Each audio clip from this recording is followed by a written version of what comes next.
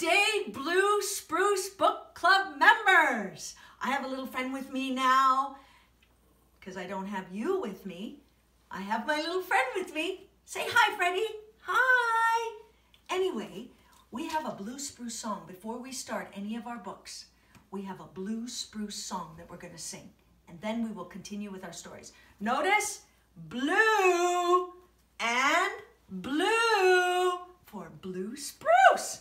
Anyway, this is a new song for all of you. You will sing it along each and every time we start a story. So let's start. Here we go, our Blue Spruce song. Yeah, we're going to read 10 books 'cause it's Blue Spruce. 10 stories by Canadians 'cause it's Blue Spruce. Which story is your favorite? 'Cause it's Blue Spruce. We are going to read them all 'cause it's Blue Spruce. Yes. Now, I understand that all of you have pretty well read most of the books. We got up to 9. But we are going to reread now all of the books because it's been such a long time. And some of you haven't been able to read all of the stories. So let's start with our first. Freddie's going to sit down on the floor. Okay, Freddie. And I'm going to get my chair ready. And our first book is waiting for us right here. Emma's Gems by Anne Renaud and Leanne Franson. Oh, we also have a song for Emma's Gems. Let's sing the song, and then we will sing it at the end again. Emma's Gems. Emma's Gems, Emma's Gems, 1, 2, 3. Emma's Gems, Emma's Gems, 1, 2, 3. Person, animal, environment. Emma's Gems, 1, 2, 3. Right pocket, left pocket, do your best. Emma's Gems, 1, 2, 3. Remember that? Yeah, some of you do, so you'll know the lyrics and the words already. Let's get down to the story now. Emma's Gems, again, by Anne Renaud and Leanne Franson, who drew the pictures. Grandpa Phil does not have to speak or sneeze or laugh for Emma to know when he is near. It is the familiar jingle jangle of the coins in his pockets that always sounds his presence. Emma wants to be just like Grandpa Phil. So she carries coins in her pockets and makes them chime by hopping around like a kangaroo.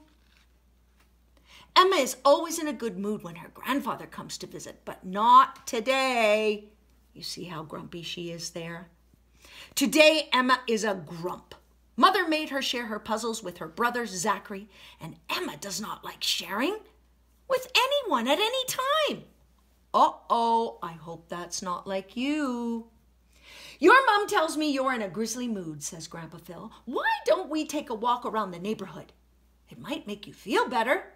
So Emma and her grandfather set out together.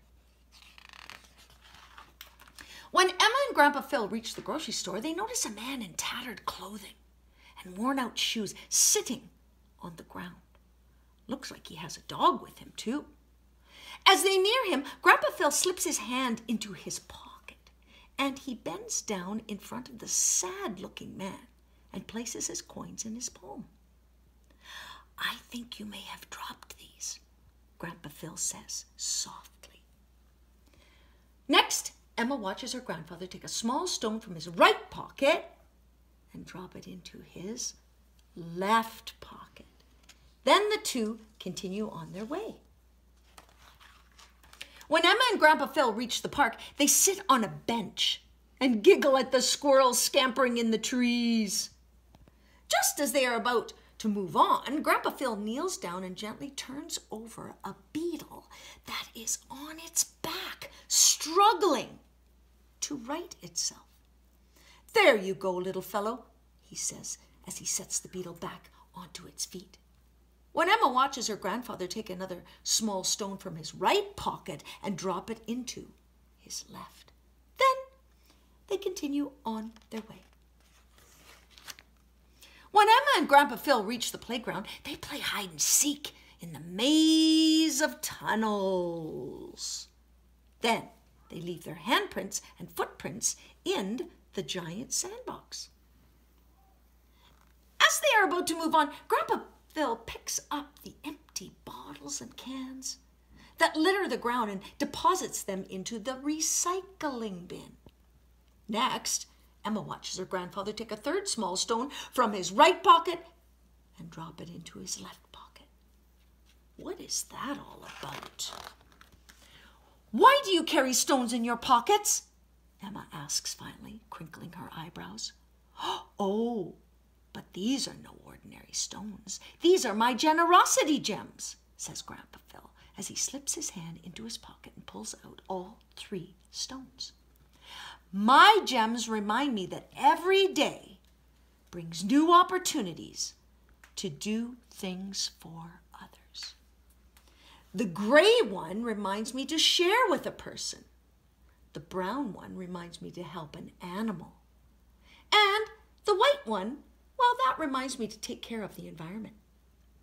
Every day I do my best to take them, travel in my right pocket and into my left with 3 acts of kindness.